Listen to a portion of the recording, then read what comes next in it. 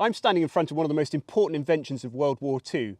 An invention that, if it was ever called into use, could have saved countless thousands of lives. This invention was issued by the millions and stood silent sentinel over our soldiers, protecting them from an imminent danger. Since then, this invention has been largely forgotten and remains distant and difficult to obtain. After 80 years, I've finally solved some of the secrets of this invention, and we're going to look at that today. What is this incredible invention I'm talking about? How can it be right in front of me if you can't even see it? Well, it's hidden in plain sight. It's the M5 vesicant detector paint. So join me while we unravel the mysteries of this paint, play with it, have a look at it, test it out, and then we'll also answer one of the biggest mysteries surrounding it. Yes, peeps, that's correct. I'm literally going to make you watch paint dry. No, we're going to test this paint out. You're actually going to see what the soldiers would have seen in World War II. For the first time in 80 years, we're also going to solve one of the great mysteries surrounding this paint, which I'm really pleased that the research I've done into this have helped sort that out so we can actually know what colour this paint should be. That's all to come. Let me tell you though, however, where does this stuff come from? Well, after World War I, the horrors of the trenches and gas warfare were readily apparent and were fresh in everybody's mind. They didn't want the future war, which they expected to be a gas war, to have the same consequences that World War I war had. So they prepared in the interwar years, just as they did after the World War II, where they prepared for the future war being a nuclear war. In America, the Chemical Warfare Service was tasked with this, and so they created and designed lots of new gas masks, gas capes, things like that, which would protect you from gas attacks.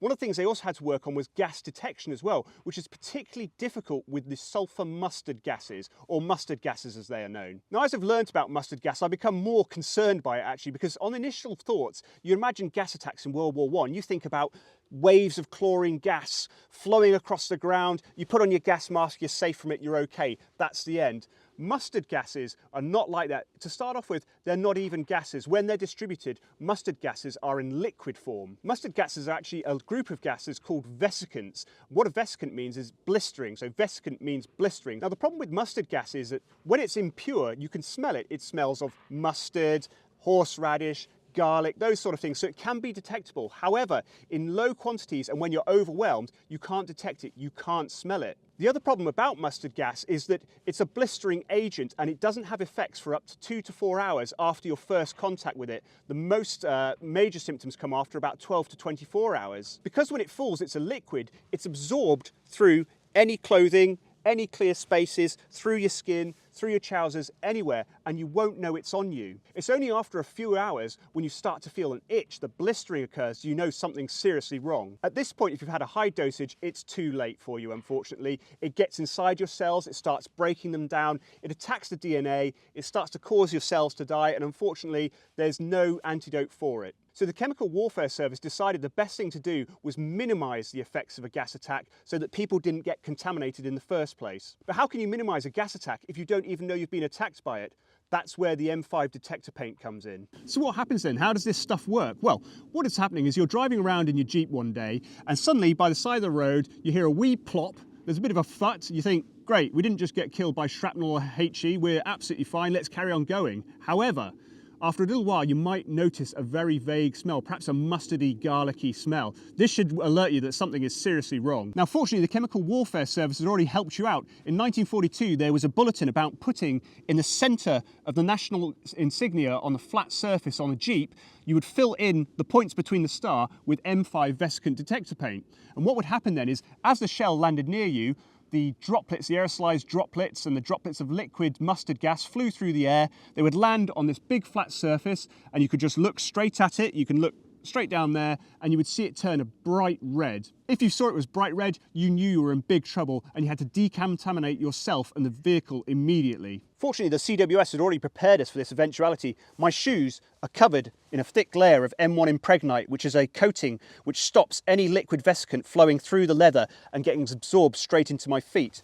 On myself as well, I have a shirt with a gas flap in it, this extra bit of flap here, so when the shirt is buttoned up, you can't get liquid vesicant between the holes and down onto your skin, so this would protect you as well. The Jeep itself has a decontaminator bottle inside it. It's like a fire extinguisher, a blue fire extinguisher, which you pump vigorously and spray all over the Jeep. You'd spray it all over the seat, you would get it soaked deep into the fibres, and then you drive it off to a proper decontamination station, because although you decontaminated a small part of it, the vehicle was still contaminated and couldn't be used properly. Well then peeps, now we know what the M5 vesicant detector paint is, what it does and how you're supposed to use it. Should have a play with it. Earlier today I opened up a pot of M5 vesicant detector paint and I painted this bit of card with it. This means we can take this around now and try it out, and we'll actually see what would happen if you were attacked by mustard gas in World War II and you were sitting looking at the hood star on your World War II Jeep. Now I'm not going to spray it on my actual vesicant paint on here because I don't want my my hood star to be all screwed up, so that's why we're going to use this bit of paper. So let's have a play. Right then peeps, are you ready to see what this stuff does? So this is going to be our gas attack of aerosolized droplets of mustard gas, okay? That's our Jeep hood star there on the floor, and I am your mustard gas shell. Ready? Here we go. There's a bit of wind blowing. Let's see what happens. Ah, look at that. So you can see there's an instant colour change to a bright red. Let's get it. I mean, you've got to put quite a lot on there in all fairness, actually. Look, I'm having to get quite close in here. Oh, yeah. So if you get a serious dousing, it goes really red, but there has to be quite a high concentration of it in all fairness. That's, you know, I was spraying quite a good number of droplets there and it was sort of showing up, but it's only when you get really close in. Look at that. Does it really change colour? Wow. Now, one of the things about this paint is it is reactive and it will degrade over time. I've read various sources which go from it lasting only a matter of days in really hot climates or under dangerous conditions where it's getting rubbed and things like that. It'll only last a couple of days or weeks and you'll need to repaint it. I've also read one as well which says it's fine for 6 months. Now, we're going to test that out here. One of the things it says destroys it and turns it red is heat. And obviously on a Jeep hood, in France, in Normandy, the sun was going to have been baking down on that hood, and also the heat from the engine as well. It reckons only 150 degrees Fahrenheit would start to discolour this and change it from red and make it lose its efficiency. And I think that's absolutely true. I reckon on a Jeep hood, 150 degrees Fahrenheit won't take very long to get to. So let's try it out. Let's put some on the manifold and see if we can make it change colour. Okay, peeps, we've got our hot manifold. Let's put this little bit of paint on there and see what happens now. I'll try and do it without burning my fingers. Push it down. Ow, ow. Yeah, not much. Jesus, ow. Have you ever tried to push a piece of paper onto boiling hot manifold? Yeah. Okay, that's that hasn't worked. I can see something happening already though. I can see a colour change. Can you see there where he pushed it hard against it, where my fingers were poking it? Flipping. Jeez Louise. Every time I poke it, ow. It gets more red. There we go, look. You can see the colour change happening there. Okay then peeps, we've seen what happens when we test this paint, we've seen what happens when it gets hot and degrade, but there's been a big mystery surrounding this paint as well, which no one's been able to answer properly. Now, if you look online now, before this video comes out and has a search, you'll find lots of people talking about what colour this World War II vesicant paint should be. A lot of talk about it is that it should be a yellow colour, but also there's the idea that it should be a dark olive drab and a green colour. Now, both of these can't be correct, right? If we look online at pictures which are supposed to be of the vesicant detector paint in use in World War II, we can see ones like this famous one here with the Jeeps loaded up ready to go on the D-Day beaches. You can see the huge hood stars there with a very yellow colour looking star all around it. We look at this one as well from Frank Churchill, a very famous one. It shows a very yellow looking hood star as well heading out to Mont Saint-Michel. So there's a lot of evidence here for this paint being yellow. Now the problem is we also find photos where this M5 vesicant paint is quite a dark green colour. It's almost like you'd expect it's the yellow olive drabby green colour. Look at this one here with a cute kitten on the hood of a truck. You can see that's definitely not that bright yellow. There's this famous one as well of Toluca. You can see this is quite a dark green as well. Definitely not that same bright yellow. So what's going on here? Lots of people just explained it as this is the paint degrading over time. It starts off perhaps this bright yellow and it goes darker, or it starts off dark and it goes bright. No one really knew what was happening with it. Now, searching the internet, I found a great photo from Derek Edelstone in the UK. In 2006, 10 years before then, in 1996, he had painted up a hood using original vesicant detector paint, and you can see that photo here showing these short pots of vesicant detector paint with that really yellow colour paint on it. If we compare it to the one going up to Mont Saint-Michel, you can see the colour match is almost perfect. Obviously there's going to be colour tinge differences due to the cameras, but it looks pretty much perfect, doesn't it? That paint is definitely that paint in that World War II photo. Now, when it came to me buying some of this vesicant detector paint, I was very lucky. Cliff Harris at Universal Jeep Parts in the UK helped me get hold of this in the UK, which is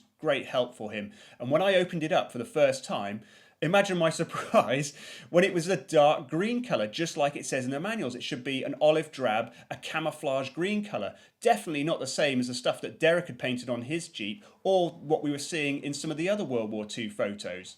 I'd already painted a hood star on my Jeep using a fake vesicant detector paint. I'd chosen RAL 1027 with Curry, which makes, that matches what I could tell from the World War II photos of how this paint should be. I chose quite a yellow colour to it. Now, when I painted it, the real stuff on my Jeep, you can see the colour difference between them. You've got the really yellow reproduction stuff, and then you've got my dark green stuff. They weren't the same at all. So I posted on my Greendot 319 Facebook forum, and I asked people, does anyone know what's going on with this paint? How can we have different colours here? Now, very luckily, somebody had already looked into this for me, which is fantastic, and I was able to put 2 and 2 together. So apologies if I get the pronunciation wrong here, but Wannes Uytterhoeven, sorry Wannes if that isn't how you pronounce your name at all, I apologise for that. He had already got the 2 different pots of paint. We got a short pot of paint and we got a tall pot of paint. And guess what? The short pots of paint, just like the one Derek Edelston, the yellow one, put on his hood, came out as a very yellow colour. You can see 1 and 2 here are those short pots of paint, very yellow. Now, just like mine, he had opened up a tall pot of paint as well, and it was the green, the exact same green as the pot of paint that I had. As I searched more online to get more evidence of what was going on here, I could see photos where people have opened pots up before, and you could see some of the leftover bits on the side of it. You can see here on these ones stacked up, one of them's got a little bit of yellow on it, that very yellow on the short pot. This one here, you can see a dot of yellow there. That's from the short pot as well, not a dark green. And if we look in this one here, it's taken with a flash, so the colours are a bit weird. But that's definitely not dark olive drab green. That is a lighter yellow there.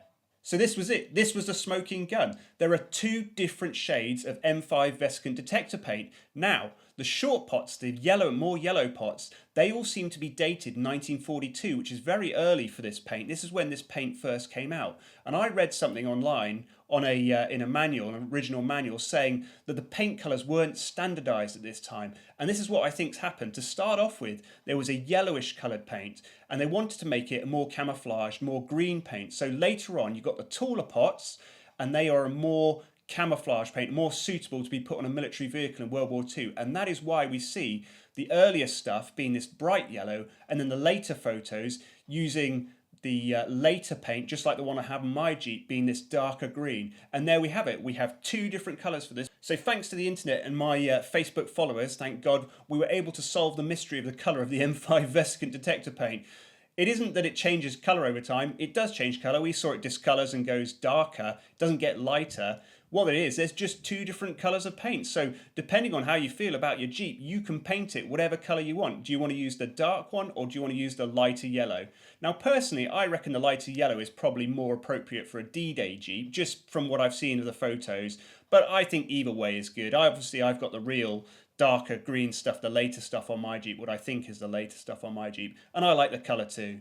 As usual, thanks everybody for tuning in. I hope you enjoyed that. I really enjoyed making this video, and I'll see you next time. Cheers.